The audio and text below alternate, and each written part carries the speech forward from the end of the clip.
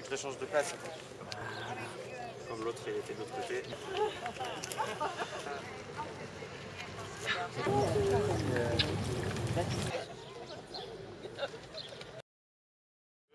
L'idée du livre, c'est venu grâce à ma petite amie qui a un chien. Et c'est vrai que je me suis rendu compte qu'il nous voit différemment de qui on est. Donc on peut raconter plein de choses qu'on ne dirait jamais en utilisant un jeu humain. Et voilà, c'était sympa de voir ce qui se passait dans la tête de ces bêtes-là par rapport à nos comportements, nos attitudes, nos détresses, nos angoisses, nos bonheurs, tout. Voilà, tout ce qu'ils ont dans la tête. Donc c'était d'imaginer à travers eux. Voilà. C'est facile de se mettre dans la tête d'un chien? C'est pas facile, mais c'est génial. Voilà. C'est jamais facile, mais par contre après c'est de l'imagination, donc il n'y a aucune valeur scientifique au livre. C'est juste, ça permet de voyager. J'espère que les lecteurs aussi.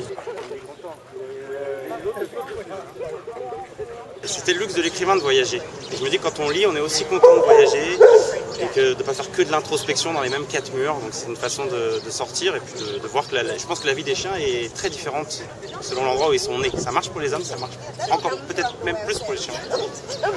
Là nous sommes à Paris, d'ailleurs devant le jardin Picasso, il y a 2 chiens qui sont au-dessus. Comment expliques-tu finalement que les Parisiens, les propriétaires canins, ont le sentiment d'être les mal-aimés à Paris? Tout le monde a le sentiment d'être mal aimé à Paris, même tous les Parisiens sont mal aimés à Paris. Il n'y a que les touristes qui se sentent bien aimés ici, donc, sauf ceux qui viennent avec un chien. Mais parce qu'on est en France et que même les étrangers qui habitent ici s'adaptent au pays et qu'on râle, on râle parce qu'on peut toujours faire mieux.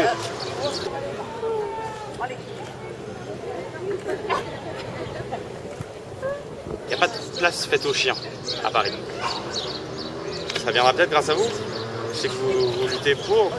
Alors toujours pour revenir aux Parisiens, on dit souvent Parisien tête de chien. L'écrivain répondrait quoi à ça? Absolument. Ah bah véridique, tout est dans le livre. Totalement. Non mais après tête de chien, dans l'expression ça n'a pas la meilleure signification du monde, pourtant il n'y a rien de plus mignon que certaines têtes de chien. Donc, mais oui, ils ont tous mauvais caractère quand ils ont leur mauvais jour, et comme tous les Parisiens, comme tout le monde en fait. Hein. C'est pour ça qu'ils nous ressemblent vachement, ils sont pas doués de la parole, mais c'est un surmoi le chien, parce qu'il n'a pas besoin d'aller bosser. Et sinon ses occupations c'est tous nos meilleurs loisirs. Il aime manger, il dort et il baise, vulgairement. Donc je crois que c'est un peu un surhomme. Maintenant l'espèce on dit qu'elle a évolué, moi je pense qu'elle a régressé, elle a donné des humains. Donc on est obligé de se lever le matin et d'aller en chier, et ça ils connaissent pas. Voilà. Donc c'est une belle métaphore de la réussite de chien, parce que ça va leur quotidien. Enfin, en tout cas les chiens parisiens, même s'il n'y a pas assez d'endroits pour se bouger, ils attendent, les croquettes arrivent et tout est dans la gamelle. C'est pas le cas de tous les chiens encore. Comment tu regardes les chiens quand tu les vois comme ça courir? Qu'est-ce qui t'amuse chez eux? Et je pense que je les regarde aussi étrangement qu'ils me regardent.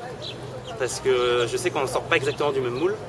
Et eux, ils le voient bien quand ils me voient, quand ils voient des humains, il se passe un truc. Alors, c'est vrai que le chien, il est très attiré par l'homme.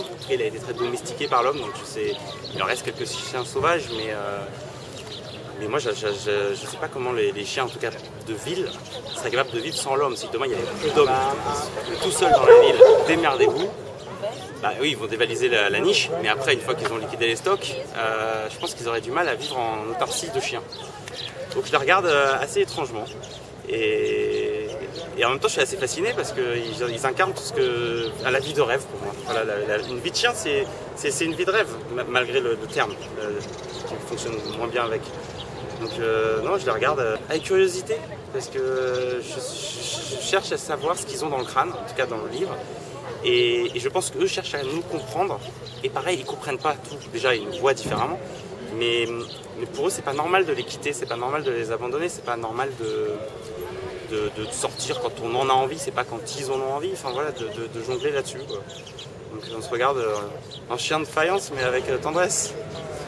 Plus ils sont métissés, plus ils ressemblent à des modèles dont on n'a pas l'habitude de voir, un peu comme l'espèce humaine en fait. Enfin, c'est-à-dire que plus c'est brassé, plus je suis attendri. Voilà, donc ouais, j'adore les croisements naturels. Il y en a dès qu'ils ont une tâche quelque part qui n'est pas prévue, dès qu'ils ne sont pas parfaits en fait. Les gens ont tendance à prendre un chien sans assumer aucune conséquence. Et là, moi, j'ai un blocage, c'est que je les aime trop pour penser qu'on peut simplement rentrer dans un magasin, partir avec et le garder pendant 20 piges.